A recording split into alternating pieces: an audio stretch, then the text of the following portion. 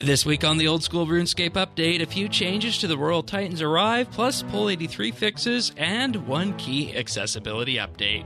We then head back to 2013 to look at Old School's origins, including the Nightmare Zone, God Wars Dungeon, and the Goblin Raids World Event.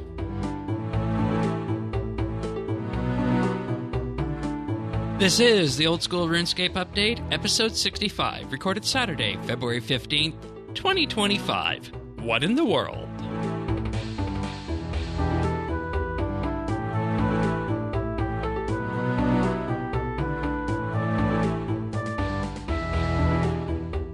Hello, everybody, and welcome to another episode of the Old School RuneScape update. Sirion and myself are in, as we are each and every week, and this week we're going to be going over some of the patch notes and feedback from the Royal Titans and other little things that made their way into the game this week, but also we're launching a new feature this week called The Years We Missed, because I started playing Old School at the start of 2023 in earnest. You started when? I think like 6 months earlier or so. Yeah, okay. And as a result of that, that means we missed a lot of years. We almost missed 10 years. So we're going to start and we're going to go over some things and have a look back at what happened in 2013. And, you know, that kind of makes sense to do at this point for 2013 because Old School's anniversary right around the corner. 12 years young, as they say. Yeah. But go ahead. Look, like one of the things I've enjoyed doing most on the show is sort of understanding the history of the community, right? Like I think, like whenever we talk about the community does this or that, I really like to go and understand why, and I think going back and looking at the history and sort of trying to understand what happened and how this community was shaped from like its early beginnings is a great way of doing that. So, you know, I'm actually really excited about this new feature of the show. And by looking back to 2013, we're going to see some of the groundwork that was laid by the community going back then in terms of the updates that came that year and what led to the subsequent years of Old School getting actual content, because that wasn't in the cards first. But if you want to follow along, full show notes can be found over at update.show/OS. We also have a friends chatting game that's at BitsBytes and a community Discord over at update.show/Discord. But let's begin with changes to the Royal Titans, and not too many this week, is there? Nope. We see at the start there has been a question of what to do with all the extra giant soul amulets, and you could trade them in with at the odd old man for 30 big bones each. Mm-hmm. That's funny. Yeah, it's more of a joke trade than a serious trade, I think. Just kind of gives them a bit of a use. Yeah, I you could think about the Iron Man situation and prayer training, but I feel by the time you are able to kill the Royal Titans, you sort of outgrown big bones. Yeah, big bones will just be a drop in the bucket at that point. That being said, you know, if you're grinding them anyway and you stack up a whole bunch of giant soul amulets and now you have like 300 big bones in the bank, it's not nothing, especially how they're relatively quick to just consume at, say, like a gilded altar or some other place.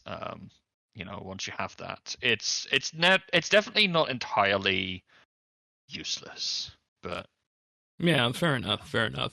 And imagine also that you use the big bones to charge these amulets, right? Right. So this is a nicer way of making your trips to Royal Titans a little bit more self-sustaining. Like, on average, you'll maybe get enough giant soul amulets that you can recharge your amulet enough, so you don't have to go and kill like hill giants somewhere or something like that. Yeah, because you know when you look at it from that perspective, hunting big bones and you know the lack of something that you can just, you know, note them right away with. I see the lure in this, I'll say. So World 567 has been made the new Royal Titan suggested world for people looking to group up there.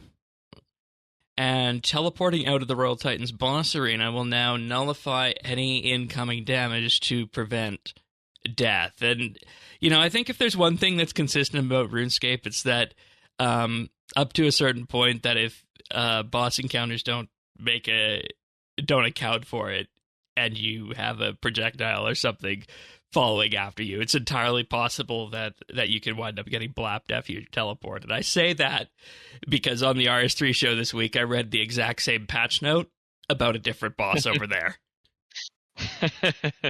Yeah, it's a thing that happens. I think I can imagine in the code it's a little bit of an edge case given, like the attack delays and all of that. Yeah, and how to handle the cleanup and whatnot of what gets flung at you. Do you want to go over some of the points of feedback? Because I found some of these actually interesting. Mainly the first one was the most interesting, about the minion attack delay adjustments, in particular that they're keeping an eye on it for now. And the way it's written is that when minions are killed, the Titan's attack delay is reduced by 1 tick per minion. So if all 3 are taken out at once, the next attack will happen 3 ticks sooner. Some people have suggested removing the delay entirely, but they feel that could be a bit too strong. Yeah, I don't know. I didn't understand that this mechanic was a thing to begin with. So yeah, we didn't even feel it when we were there. No, exactly. And I don't know if, like, for a boss that is meant to be a little bit more entry level, we need to even go this deep. Right. Because so effectively what this means when you split it out is that as you kill minions that are on the battlefield, the Titans will attack faster. Right? It's such an unintuitive thing to happen. Right. So it sounds as though that they would just like it removed. Some people would just like it removed so that they attack that fast all the time? ? Is that what players have been suggesting on this, or do I have that wrong? I don't know. I find the sentence confusing. Okay. Well, if anybody out there has been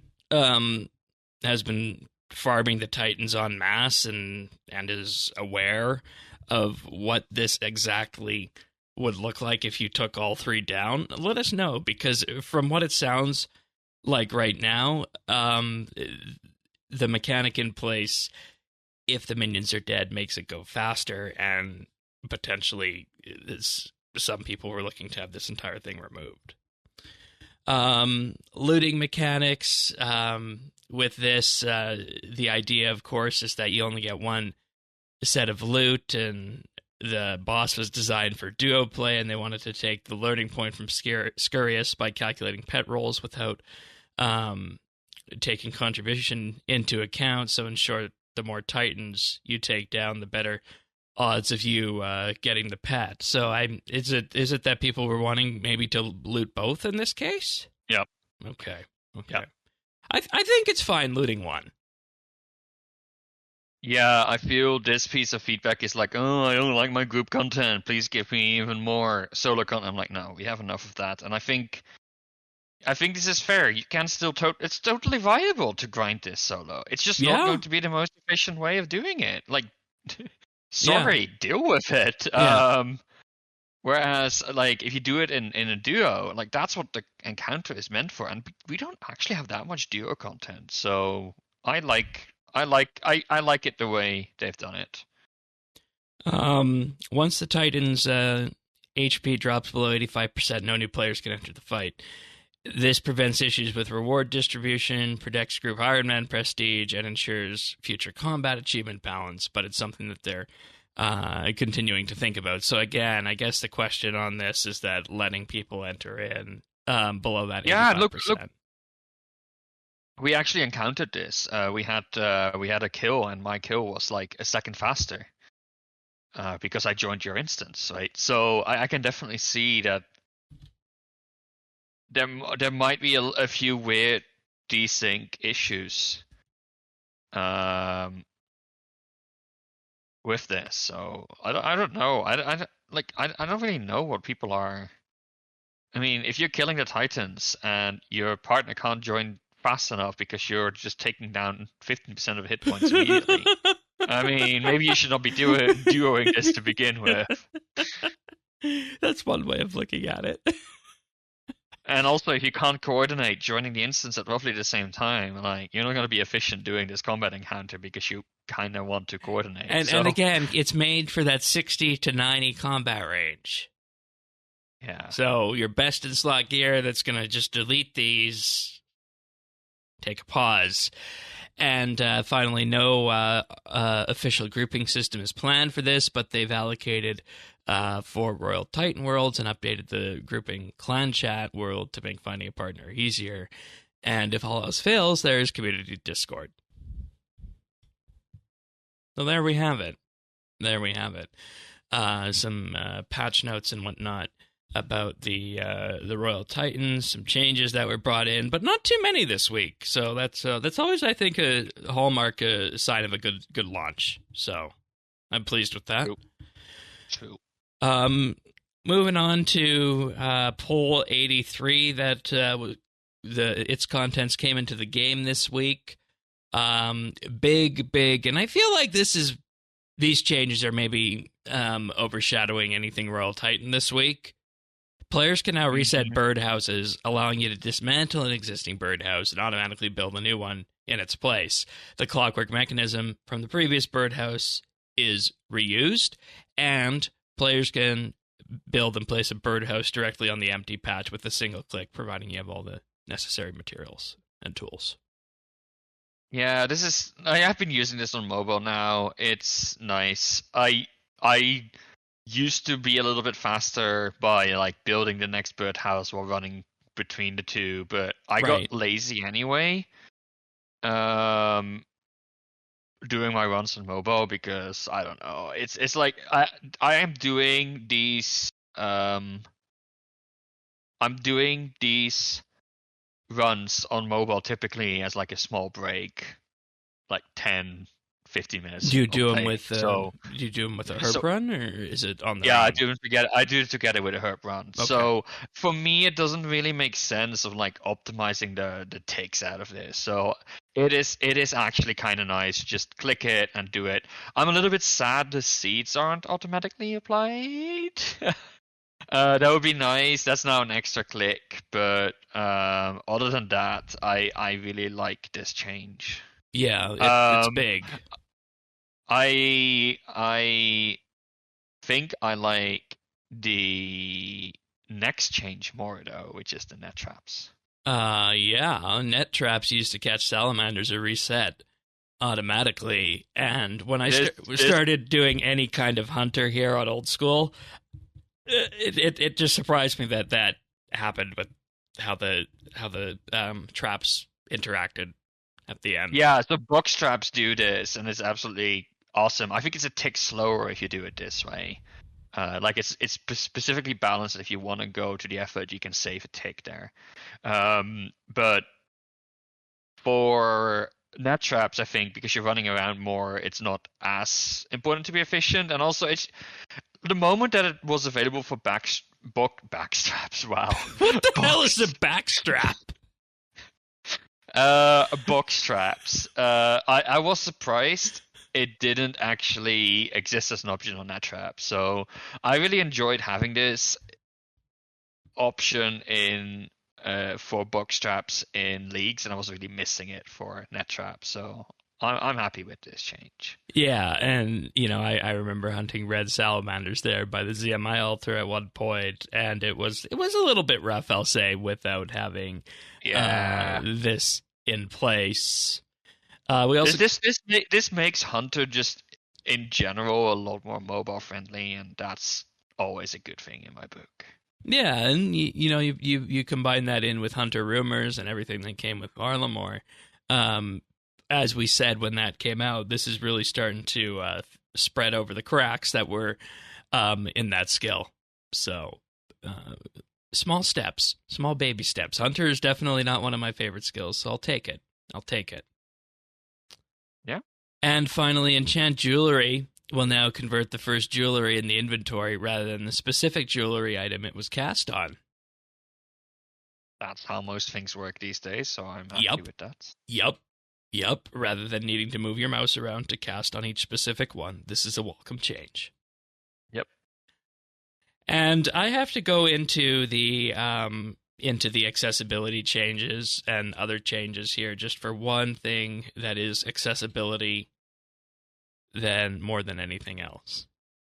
Camera shake effects for the following events can now be turned on or off in the settings, including Baba Yaga's house, the fishing trawler, looted barrows chests, lizardman shaman jumps, Great Olm's falling crystals, and falling rocks in the Monkey Madness tunnels.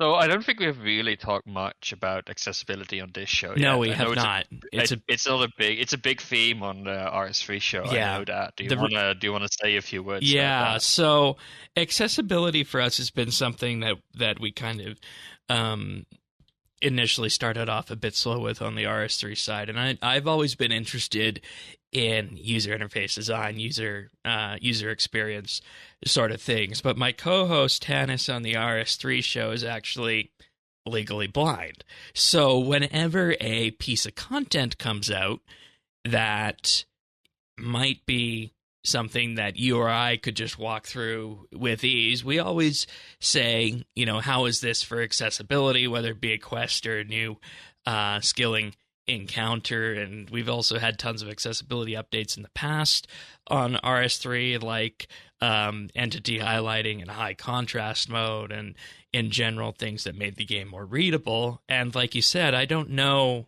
that we've actually specifically talked accessibility here on the old school side before. So this is an important update, and the thing that I have learned over time, and what makes it part of the reason it's an important update, is that accessibility is a game of inches when it comes to a 15-plus-year-old game like anything RuneScape, because you're not going to necessarily make the most accessibility changes overnight when it comes to the game. So every little thing that you add under the accessibility umbrella, even if you or I, who don't have accessibility impairments, there is somebody out there who's going to find it useful. And if folks like us dive into the accessibility settings, we might find something that just makes our gameplay a little bit easier. And I know for me, camera shake in games is something that I almost always turn off. So I was very pleased to see this one this week. Oh yeah, absolutely. Like, this is the myth that you hear a lot in. A myth. It's an excuse that you hear a lot in AAA games. Unfortunately, with when you talk about like publishers and the people that are about the money, the argument is also like, why would I, when it comes to accessibility changes, why would I make changes for like 0.5%, like 0.1% of all of my players, which, skims over the fact that most changes you would make for accessibility just make for a better game for everyone. And I think the big example here is subtitles. Like, so many people these days enable subtitles across the board. Like, I think most streaming services almost have subtitles enabled by default these days. Part of that is because modern day mixing of audio is trash. Yeah. But also, like, you just like, at me as a non-native speaker of English, I just struggle a little bit more with parsing English when there's a lot of other background noise. I have this problem less with my native language, which is Dutch. It must be something innate because, when I hear that, I can sort of make out what the meaning a little bit more. With English, there's this active step of processing, which becomes harder if I can't pick up everything. So subtitles are a must-have for me. And to me, subtitles are the example of, this is why accessibility changes can help anyone, really. And if you are really upfront about it, you could do some really good stuff with that. Yeah. Yeah. Like, I know even, on the accessibility thing, camera shake effects are one thing, but you and I were talking yesterday as we were starting to do questing and planning some show stuff. I said if I could bring one update to Old School that RS3 has, it would be the different chat window with the font smoothing, because I still find, and this is and you'll back me up on this, if I'm going to complain about one thing usability wise with Old School, I'm always complaining about the font in the game. Yep. And even things like that, having the ability to have a true type font and then being able to set the size of it inside the window rather than just doing UI scaling for the entire thing, that's a welcome change that would be wonderful to have in game. And I feel like in large part the accessibility stuff on Old School isn't necessarily as pronounced as it is on RS3 because the user interface isn't as complicated, if that makes sense. But there's still things that can be done, like camera shake and making the font more readable and just having things in general be more discoverable. So whenever I see an accessibility update, I tend to jump up and down on it. So, but yeah, and look, it's always going to be a little bit more complicated for a multiplayer game like this, right? Because I think some indie games really should be considered a golden standard for accessibility. Celeste is one of them, for example. Yeah, I was going to ask you if you had any of those because you tend to pay attention to that sort of thing. Yeah, so Celeste is a really good example of a game that does accessibility very well,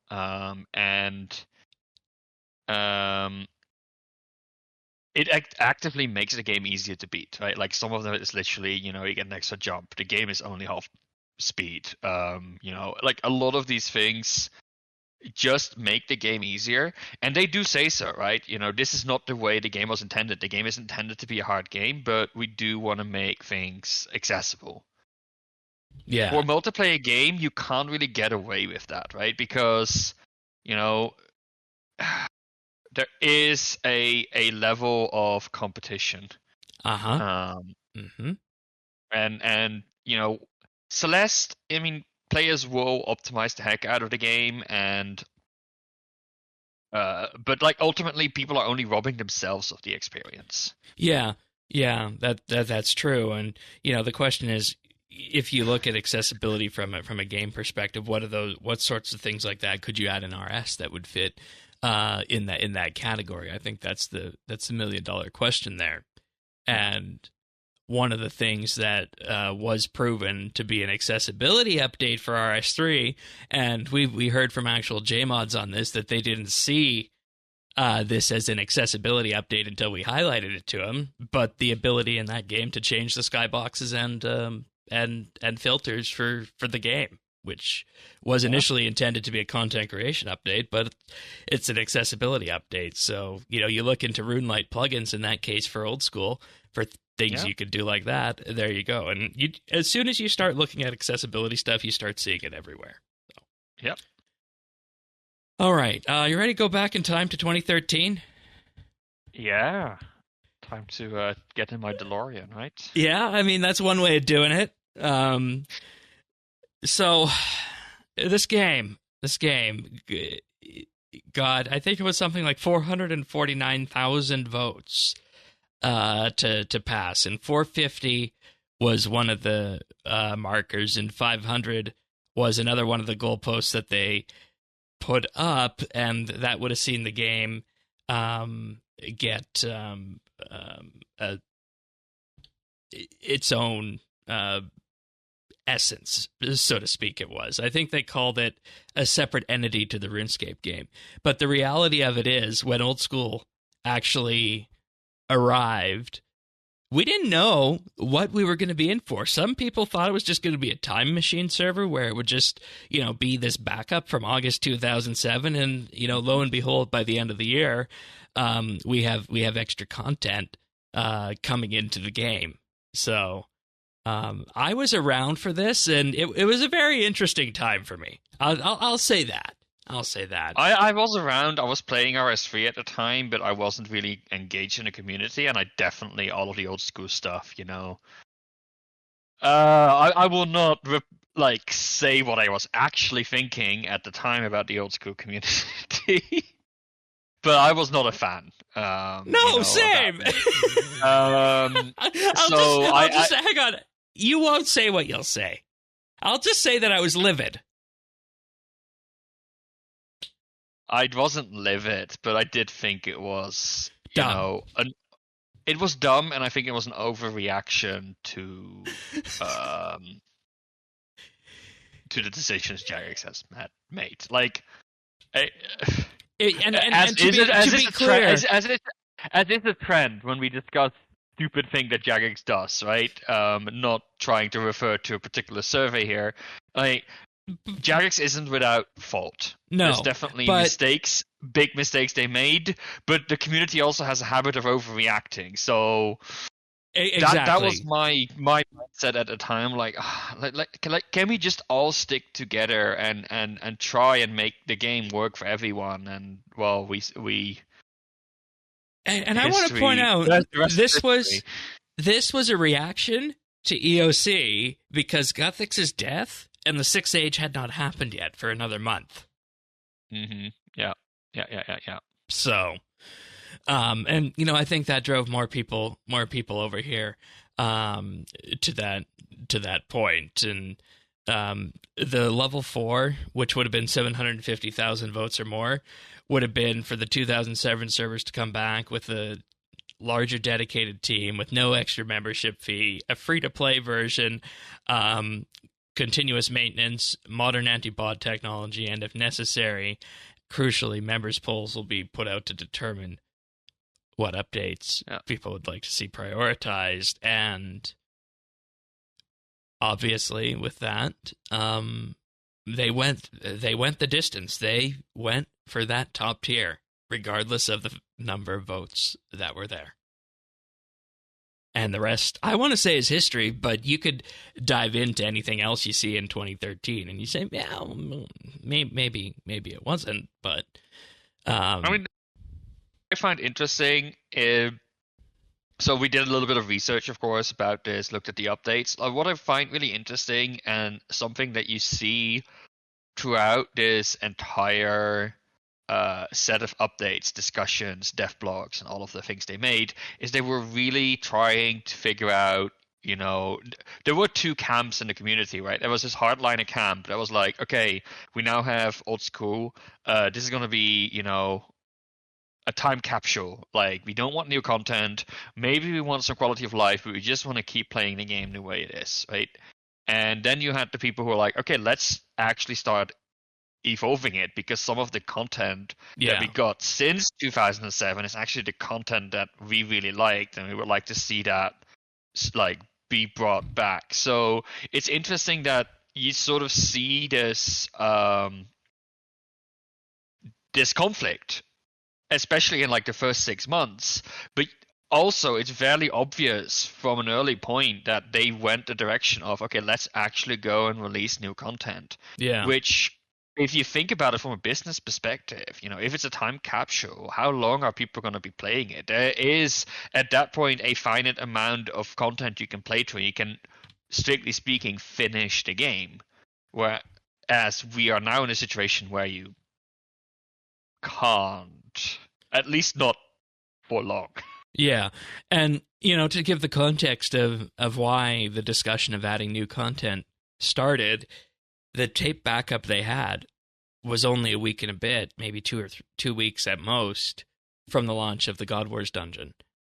Less than 4 months away from the Grand Exchange.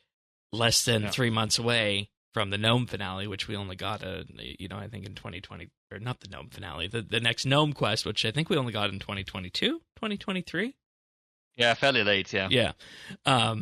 And all these pieces of content were in effect, the cache at the time, and just, not necessarily published and turned on. So with that, it really raises the question, do we add new content, or do we keep this thing as a time capsule? And I think one of the things that really set the path for which way it was going to go. And this was one of the first things that I caught up on in the list of updates for 2013 was the launch of rare items, because there was a discussion that was had with the community. Interesting. For me, the first thing I caught up on is grimy herbs. So the fact that they because like, I mean, if you're really old, you remember that before, like a long time ago, you didn't know what herbs you had until you identified them. So grimy herbs basically didn't have their own name. So you really didn't know what herbs it was before you cleaned them. They changed that into the grimy herb system we knew today, and then people were like, no, we want this to be a time capsule, and they reverted that and then pulled it. So to me, that was the first hint that something funny was going on in the early days of Old School. Okay, and my perspective on that is a little bit different, because if you look at the rare item stuff, is that I saw things going in a different direction on that, because the initial things like the Santa hats, the party hats and whatnot were dropped once, and that was it. And the discussion of the community at the time was, let's bring these back and let's have a way for people to get them in Old School. And what they settled on initially was weekend by weekend drops of all the old events, like the Halloween masks, the Santa hats, the party hats, and so on and so forth, which now, you just get a stack of each for whichever holiday event that you do. So that was another one of the, I think, the bifurcation points that moved us more into that non-time capsule path. So if we look at the Unid herbs, unidentified herbs, we just called them Unids back in the day. How do you know offhand how long that was in place for before it actually went grimy again? No. Okay, fair enough. I'd have to look at the polls. All right, fair enough. But for the vast part of 2013, it was just tiny updates like this. I think that's what we look at the list and we see, right?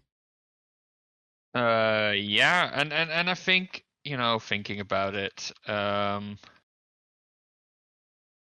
interesting. Unidentified herbs have changed to become grimy herb name, passed by 52%.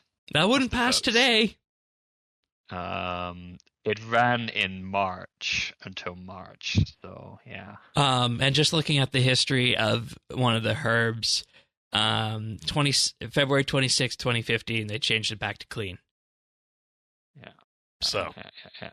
So no, look, the rare items are, they tried replicating that sort of the item situation from before, I'm guessing, but I don't know. I think that it probably gave people the endorphin hit of how it would have been in the past, but then, you realize that with the amount of people that are playing, you kind of just want to, if these are being inserted into the community, you just want to do it in a more controlled way so that you're not necessarily waiting, week by week, and you can just go do the Halloween or Christmas event or what have you. Yeah. So another thing that the game needed, and I think it should have got regardless of the tier, was the bot watch updates. Because this was still an era where they were doing massive bot nukes at the time, and they would in effect just shut down one class of bots, and over time another one of them would reactivate themselves. And I feel like they've gotten quiet on talking about what they do for bot and cheating protection like that, and I think rightly so, in that they don't necessarily want to be fully revealing what's out there. But I think my perspective, if I go back to when we were first looking at Old School back in the day, my perspective was that the game was infested with bots because it didn't have the modern bot technology initially for a long while. So I always felt that bots were a larger portion of the player base numbers than we thought were actual players at the time. Mhm. And I feel like we still have bots today in the game to a degree. Oh, absolutely, we do have bots in the game. But the interesting thing is that they don't ruin the economy like they used to. And no, I don't think they do. Like, I see, like, every time I am on Reddit, I see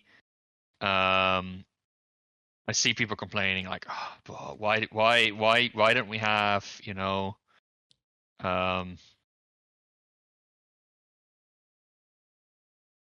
like, why are there bots everywhere? Why aren't they being banned? And if you think about it, the only bots that are worth banning are the ones that actively keep people from playing. And frankly, while bots suck, and I'm pretty sure that there's a continuous effort in reducing it to maintain game integrity. Yeah. At the same time, it's just not a priority. Which is interesting when you think about it, because as long as it's not, like you said, impacting the play experience and it's not costing the company money like it was when they removed the wilderness into free trade, yeah, you're better spending your time on other development efforts. Yeah. Which it's basic economics, unfortunately. Yeah, exactly. And I at the time I feel like it was maybe a little bit different back in the day, because looking at this post about bots in old school, they said that, as this was from April 26, 2013, as old school is a much earlier version of the game, significant time has been needed to integrate BotWatch into OSRS. However, the basic BotWatch systems are live in OSRS, and they're expanding its reach across the game. The results have been positive so far, with over 21,000 bans applied in the past 2 weeks. And this post was from the end of April of 2013. So there's your bots that were impacting the player base, the ones that definitely had to go bye-bye. Yep. Fair. But let's get into some actual content. And you found this one, the Goblin Raids. Old School had a world event? Like, this I think of all of the things I saw in this year, I was surprised by two things. One, POHs didn't work on launch. I don't know why they didn't work on launch. Fine. And also, Old School had a world event in the form of Goblin Invasion, or Goblin Raids, as they're called here. I don't know what to say. It sounds fun, and it sounds like an interesting community event. I don't know why they stopped doing them. Well, they were probably just poking fun at the world events that were coming to RS3 at the time. I guess, yeah. Because this would have been around the time when Zamorak and Sarah Doman were duking it out in the Lumbridge field there. So, and, maybe this sets the core plan and strategy for what Old School is going forward, in that it's a game that capitalizes on something that a dev would have thrown together on their Sunday afternoon back in 2005, and then just release that with a certain level of fit and finish for the entirety of the community to take part in. And the interesting bit about the Goblin Invasion World event is that they reran it in 2014. Oh, interesting. That I didn't know. Yeah, so it was just those two, and that was it. But the idea, of course, behind it would be that goblins would be invading Falador, and the players would need to fight back against it. And I do think that when you line all this up, this is that just a further differentiation between what OS is compared to what RS3 was at the time. So. Mm-hmm. But the first actual Oh, did you have something else on Goblin Raids? No, Okay. no. I was going to say the first actual piece of content that came to Old School as a native piece of content was the Nightmare Zone. And the idea behind this was to, in effect, bring in something like RS3's Dominion Tower, hence the guy's name who manages the Nightmare Zone, Dom Munyon. Yeah, did you not know this before? No, I didn't know this.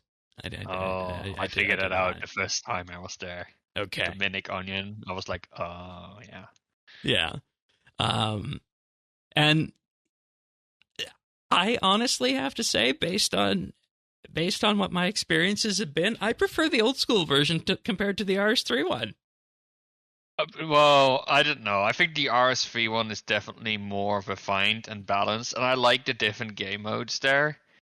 Whereas Nightmare Zone is it's a training method, right? It's not really a challenge. If there was a way to do something like Nightmare Zone, but just with crabs, I guess that would also work, right? It's really not the bosses that are the problem. It's the fact that you can use absorption potions to basically have a really good way of training. Yeah. With consuming almost no supplies. So I don't actually think Nightmare Zone is, in that sense, a good piece of content, because I think very few players are actually interested in playing it. A former quest boss. Yeah. And, to be fair, the reason I say that is I have a great amount of PTSD about RS3's Dominion Tower. That I can agree with. Because it was one of my last 3 comp achievements. And it was just something that I had to drag myself over the edge to complete. Do you want to know the most painful thing of Dominion Tower? What? For me? What? That I had been doing a whole bunch of Dominion Tower before, and I had just been destroying the journal pages. So, yeah. That's painful. Yeah. That's painful. It's very painful. Okay. Yeah. Good to know. Yeah. But September 2013, that's when things really started to get rolling with content in Old School. And I remember hearing from folks before that Dominion Tower, or I guess Nightmare Zone in this case, was Old School's first piece of content. I think you might have told me that when I went there for some training, now that I think about it. Maybe. I don't remember knowing this, but, trivia does not have a very long staying period in my brain. Okay, fair enough. Good to know. And I don't know, like, this feels rather unassuming for the first ever Old School content update. Yeah, but that makes sense, right? Like, they were still finding their way, finding their stride, getting used to the new tools, dealing with all of the spaghetti from 2007. If you think about it, Nightmare Zone is not a trivial piece of content as a first content update. So, no, that's right. I would have expected like a new Slayer monster maybe, or like a new skilling method, or a new quest, because those are relatively straightforward to implement. But no, like instance bosses. Like, I know there's not a lot of asset work involved, but still.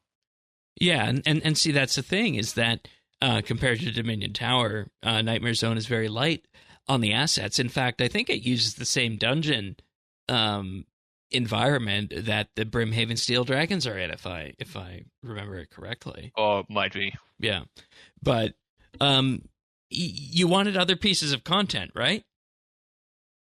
Yeah. October, God Wars Dungeon. Yeah, that's huge. I mean, of course, this was mostly finishing up in the way that you already knew. Like, this should be fairly easy to redo, basically. Yeah, because the way it would have been is that I think the update, if I remember correctly, or the tape archive for Old School was August 24th. And God Wars Dungeon for RS3 came out on August 28th, 2007. So, I mean, 4 days difference there, right? And, who knows? Maybe somebody made a tape archive backup at the point in time, right before God of War's Dungeon came out, because you don't know necessarily what might happen with some of the stuff there. So you would be in the situation where you're able to, I think, copy over most of what was there from that original state into old school at the time. And I remember God of War's Dungeon launch in 2007, and it was a blast. And I wonder if it was the same for people who were here at the start in October of 2013. I mean, it was a huge step up in PVM back in the day, and I think it must have been for old school as well. Especially if you think about sort of the level ranges people would have in like 6 months in. I think this came at exactly the right time for a lot of people. Yeah, definitely. Anything else on the God Wars Dungeon, the legendary God Wars Dungeon? No. Okie dokie. Continuing on from that, we have, I think, one of the most famous old school pieces of content that came out, and it launched in 2013, Rooftop Agility. Rooftop Agility, my favorite agility training method. I mean, no, I think it's really good stuff, right? It is, because it's not... I want to say it's not as mundane as the other agility courses. It feels a little bit less artificial because it's well integrated. Like, the other courses all feel so weirdly artificial, like somebody made like a course you could run around, whereas yeah, like the rooftop agility courses, like even the one in the Shasian area, they just feel a little bit more organic. And, I think the other thing with Rooftop Agility, actually two things I want to mention with this. One, it was designed by a player who you can see at the as the mascot at these courses even to this day, Big Red Japan. Yeah, there were actually 4 player proposals, and this one was the one that was voted as the one that should be implemented. Oh, do you know what the other ones were? If you give me a okay, I'll also say that with this, of course, came the Graceful outfit, and Graceful was actually pulled. So we were diving in and about when we were doing our research for this episode. We were wondering if Graceful was pulled for it, and lo and behold, it definitely was. It was. Yeah. Oh, okay. Yeah. So, I think that based on what we have seen with the Run Energy update and just how Graceful became such an integral part in the early gameplay kit, yeah. I feel like the Rooftop Agility courses warrant that sort of extra discussion here. The other options were the Storm Atronak, which is an enlarged version of Slagalith. I'd never heard of this guy before, but okay. Slagalith is apparently it's a boss in One Small Favor. Okay. Yeah. So it required One Small Favor and Monkey Madness to complete. But yeah, so that was a new boss basically with like some minions. And would introduce super anti-fire potions. Yeah. Okay, so that was one. The next one is Rat Hunt, which is a quest that was a sequel to Rat Catchers. Oh my god! No, no, please no. Oh no, it's like a mini game. It's like a mini game. I know, but yeah, the trauma of Rat Catchers. And then there is Soul Snatcher, which was a PvP plus PvM minigame, where 2 teams of 5 have to fight monsters and collect their souls. Well, we know how that would go if it was pulled today.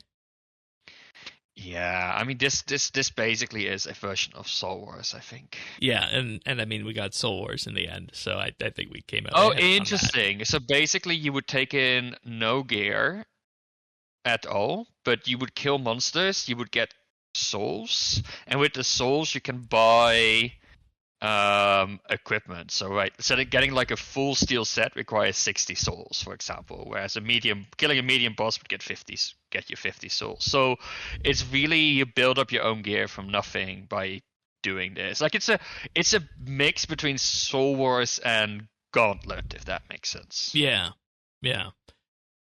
And then there is the cat mystery, which is another cat quest. I'm glad we got rooftop agility.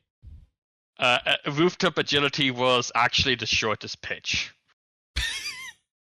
Well, yeah, and I seem to also remember stories going back in time too of people talking about maybe doing rooftop agility in Alcarid, because that was the one I think that everybody thought it could be, and then it just got applied to the other cities as well. So I feel like that was kind of the shoe-in for that, and that was probably a good thing at the Look, end of the all day. of the things, it was the most simple one, and the nice thing about, like, when you're designing things, the best solutions are often the simple solutions. Yep, I agree. And graceful agility not being as mundane, and it's become a integral part of the early game experience, I'll say. Mm-hmm. We also got Halloween and Christmas events, the first Halloween and Christmas events of Old School, and I feel like this would set the mold here for future ones. And Halloween was just downright simple. They effectively launched a news post, and they say, Halloween masks are great. We all have a favorite color. Mine is red. Today, you get another color Halloween mask to make the decision a bit more complicated. Talk to Diango and Trainer, and if you can solve his hauntingly spooky problem by mastering the Ghostbuster 5000, you will be awarded with the black Halloween mask, 2 green, 2 red, and 2 blue Halloween masks, 2 pumpkins, and all the other Halloween special items. And like I said, that was the beginning of Old School holiday events as we know it. Something just simple, going to talk to Diango, and then the trend of awarding everything else stuck, and we still have that today. Yep. And for Christmas, you would think that they would do their own Christmas event or do something else, but what they actually... They just reran one, right? Yeah, they just reran Christmas 2006. Yeah, I think that makes sense. Makes a lot of sense. Yeah, and this was the anti-Santa outfit. And whatnot. And, we had a similar thing, was it last year or the year before, that we had the really simple Christmas event? Yeah, the year before. Yeah, the year before, right.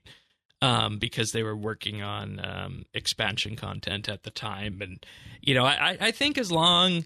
And I always go back and forth on this, whether the events should be bigger like they are on RS3 or whether this is the sweet spot to do it.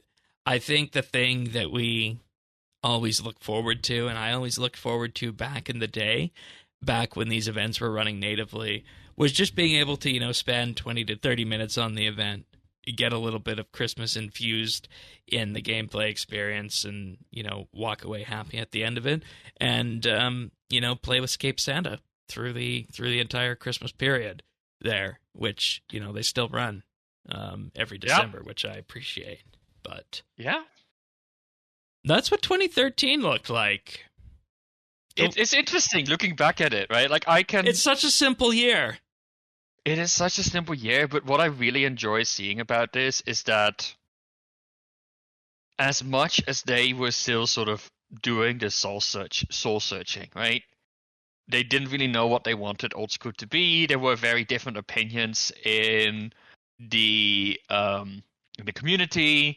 But if you look here with like the player content poll, with Nightmare Zone, with how they approached God Wars Dungeon, the very foundation of how the community would be engaged in these contents and have like a really big say about it, the foundation was laid in those first few months after launch already. Yeah. And none of like Gold Wars Dungeon, yes, okay, that changed the game, right? Though I would argue it's a little bit of a cheat since it was kinda in the tape already. But none of the other updates like the Rooftop Agility courses or Nightmare Zone were like of the scale of update that really changed the game, but they set the foundation of a really solid set of updates, and I'm really looking forward to looking at how, their ability to release these things and how their conversation with the community evolves over the next few years. Yeah, and I think the thing with this too is that you were mentioning about in effect setting the tone, setting the pace. What tone and pace immediately emerges to me is that we don't need to have big, huge, chunky pieces of content. We can have, one little thing that comes out here and there. And at the time in 2013, that was enough to carry the community while the team got their feet wet and, expanded the team to that point. Because I think the original JMod staff on this project was something like a half dozen people plus Mod Ash, basically the people who were still around at the time, who remembered working on that phase of the engine. And yeah, God Wars Dungeon's a big piece of content, but even still to this date, in 2025, you can see that content that comes out can just be a singular, isolated piece of content that, in effect, solves one problem for the game. And I think that was something that was set in the path in 2013 as well, that we still benefit from today.